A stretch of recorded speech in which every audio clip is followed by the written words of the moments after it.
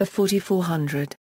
A science fiction TV series formerly produced by CBS Paramount Network Television in association with BSKYB, Renegade 83, and American Zoetrope for USA Network. The show was created and written by Scott Peters and Rena copyright Echevarria, and it stars Joel Grech and Jacqueline McKenzie. The series ran for 4 seasons from 2004 until its cancellation in 2007.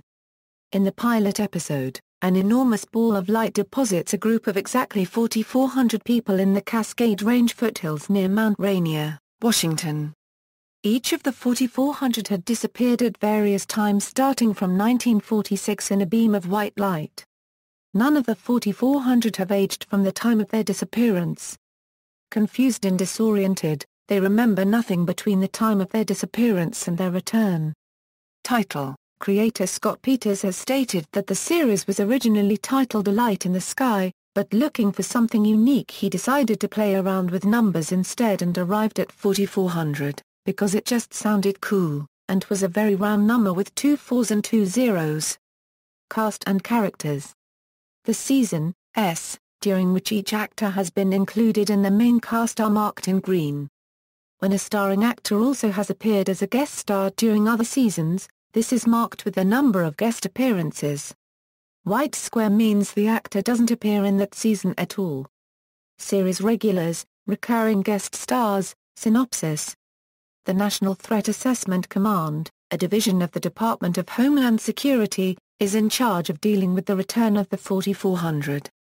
The primary agents assigned to the cases of investigating the 4400 are Tom Baldwin and Diana Scores, as well as their immediate superior for Season 1, Dennis Rolland. In Seasons 2-3, Rolland is replaced by Nina Jarvis and Theory Room consultant Marco Paisler, with Rolland becoming a recurring character. Season 4 sees Jarvis replaced by Meehan Doyle. Many of the returned people have trouble trying to get their lives back on track after being separated from their world for years. More significantly, a small number of the returnees begin to manifest paranormal abilities, such as telekinesis, telepathy and precognition, as well as other gifts. For example, in the pilot, Sean Farrell manifests an ability to heal the broken neck of a dead bird, bringing it back to life. In addition, one of the 4400, Lily Moore, has become pregnant between her disappearance and return. The first season finale, White Light, reveals that the 4400 were abducted not by aliens, but by humans from the Earth's future, that Carl Baldwin was to be their messenger, and that they were returned to avert a catastrophe. By the second season, it is revealed that all 4400 have a fictional neurotransmitter, Promisyn, in their brains, which gives them their powers. The government, afraid of what this large group would do with such power, had secretly been dosing all of the 4400 with a Promisyn inhibitor, which had worked on most, but not all, of the 4400. One of the inhibitor's side effects is a potentially fatal immune deficiency. The inhibitor is ultimately removed from the 4400 by a dose of Promisyn extracted by Kevin Burkhoff from the blood of the infant Isabel, who was never given the inhibitor. At the beginning of the third season, the Nova Group, a terrorist faction made up of 4400s, emerges. Originally formed as a defensive group in the aftermath of the Promisyn inhibitor scandal, the Nova Group eventually carries out numerous terrorist attacks against the government and NTAC. The group is responsible for many terrorist attacks including the assassination of the men involved with the Promisyn inhibitor conspiracy. The attempted assassination of Rolland. The framing of Baldwin for murder. And the driving of another person to insanity. During the third and fourth season, it is revealed that only a certain faction from the future wants to see history changed. Another faction, which prefers the status quo, opposes the 4400, and has sent their own operatives, including Isabel Tyler and the Marked, into the past. The exact motives of both factions have not yet been revealed. Eventually, Jordan Collier, a returnee who declares himself the savior of humanity, makes Promisyn shots available to the general public. However, only half of the human population can actually tolerate Promisyn, and thus develop superhuman abilities, while the other half die upon taking the shot. Although the government outlaws promising use, thousands of previously ordinary people have developed superhuman abilities, severely complicating NTAC's task. Collier later annexes a part of Seattle and transforms it into Promise City, a self-proclaimed paradise open to all people with superhuman abilities. The U.S. government attempts to reclaim Promise City but meets with little success. At the conclusion of the series, Danny Farrell's uncontrolled ability exposed some of the residents of Seattle to Promisin, resulting in about 9,000 deaths and as many newly empowered humans, while at the same time forcing the remains of NTAC to ask Jordan Collier and his followers to become the de facto government of Seattle.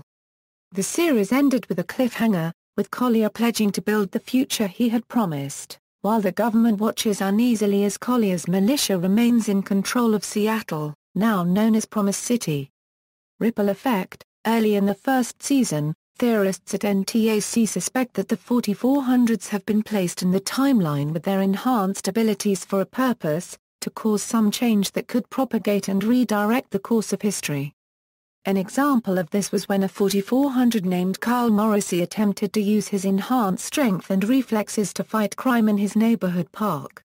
Although Morrissey was killed by a group of thugs, his death inspired others to become involved in various neighborhood cleanup projects. Another example of this effect at work came during the Season 2 episode Wake Up Call. In that episode, a mentally ill returnee uses mind control powers to force the other residents of her mental hospital to build an unusual machine. When the machine is activated, it cures fellow patient Kevin Burkhoff of his crippling schizophrenia. When NTAC looks into Burkhoff's background, they discover that prior to falling ill he was a brilliant neuroscientist who was working on gene therapies which could end up being the basis of the technology which created the 4400. Episodes. The 4400 ran for 4 seasons. The first season is presented as a miniseries of 5 episodes, which aired weekly from July 11, 2004 to August 8, 2004. Seasons 2, 3 and 4 are each 13-episode seasons. A special episode, The 4400, Unlocking the Secrets, aired between seasons 2 and 3, on June 3, 2006, originally on NBC. Production of the third season was shot in Vancouver until July 26, 2006. The third season premiered June 11, 2006, with 4.2 million viewers tuning in. Executive producer Ira Steven Beer described Season 3 as bigger and more mythic. It feels like 26 episodes instead of 13 because we're cramming so much stuff in. Production of the fourth and final season began in early 2007 for a mid-year premiere, returning with the episode The Wrath of Graham. Billy Campbell, the actor who plays Collier, took most of Season 3 off to sail around the world. The show was rewritten to explain the character's absence, making him the victim of an assassination attempt. In the fourth season, Campbell returned to the series as a regular, rather than a guest star as in the previous 3 seasons, with the revelation that the character had been alive after all, but had wandered as an amnesiac for 2 years until he reappeared to assume his role as the leader of the 4400. Cancellation. Writer and co-creator Scott Peters announced on December 18, 2007, that due to the ongoing Writers Guild of America strike, budgetary problems, and lower than anticipated ratings, the 4400 had been cancelled and would not be returning for a 5th season, despite the 4th season's cliffhanger. Fans of the show mounted an unsuccessful campaign to resurrect the series, sending petitions and sunflower seeds to Sci-Fi and USA Network president Bonnie Hammer. In April 2008, the campaign shifted to target Jeff Zucker, president and chief executive officer of the NBC Universal TV Group, again without success. Books. The Vesuvius Prophecy, by Greg Cox, is the first book based on the series. It was released in June 2008. Set during the show's 3rd season, the plot revolves around Maya's prophecy of the eruption of Mount Rainier. Wet Work, by Dayton Ward and Kevin Dillmore, is the second original novel based on the series. Published in October 2008, it is set during the show's 2nd season.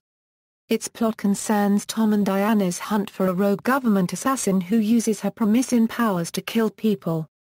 Welcome to Promise City, by Greg Cox, is the 3rd book based on the series, and the first set after the events of the end of the series. It was published on July 28, 2009. Promises Broken, by David Mack, is the fourth book based on the series and the second set after the end of the show. It concludes most of the saga of the 4400, but it too ends on a cliffhanger. It was published on October 27, 2009. Scientology and 4400. When 4400 co-creator Scott Peters of Warner Brothers was asked if the series had any relationship to Scientology, he replied, "Oh yeah, it's about that just a little bit. The Scientologists never came after us, though." Production. The theme song of the show is A Place in Time, written by Robert Phillips and Tim Peruskewitz and performed by Amanda Abizade. All seasons are filmed in high definition with closed captioning. USA Network broadcast episodes after Season 1 in full-screen 480i. The DVD releases contain the episodes in their native widescreen format. Soundtrack. The soundtrack to the 4400 was released on May 8, 2007 by Milan Records and includes music from the first 3 seasons, as follows: Boss House featuring Amanda Abizade, A Place in Time, Switchfoot, This Is Your Life, People and Planes Falling by the Wayside, 13 Senses Into the Fire, Ivy Worry About You, Engineers, How Do You Say Goodbye?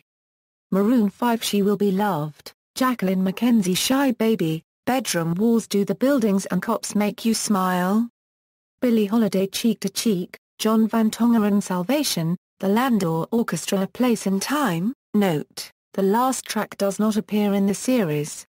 Although not included on the soundtrack, Life for Rent by Dido was used in the episode The STARZL Mutation. The song, Where Is My Mind? By the Pixies was later used in the series finale. Filming locations. The 4400 is set in Seattle, but actually filmed in the Vancouver area. All the cars shown in the series have fake Washington license plates, with other street signs and identifying markers altered to eliminate any British Columbia references. The high-tech, glass-walled 4400 Centre is actually the Chan Centre for the Performing Arts at the University of British Columbia, and Capilano Lake stands in for the lake where the 4400 were returned. One episode of Season 4 has a few scenes set in Vancouver. Other cable science fiction series, such as Cull XY, Fringe, Stargate Atlantis, and Battlestar Galactica have also used the Chan Centre as a filming location.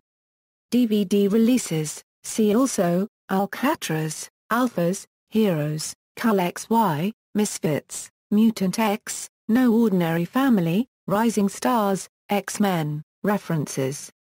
External links, official website, The 4400 at the Internet Movie Database, The 4400 at TV.com, The 4400 at AllMovie.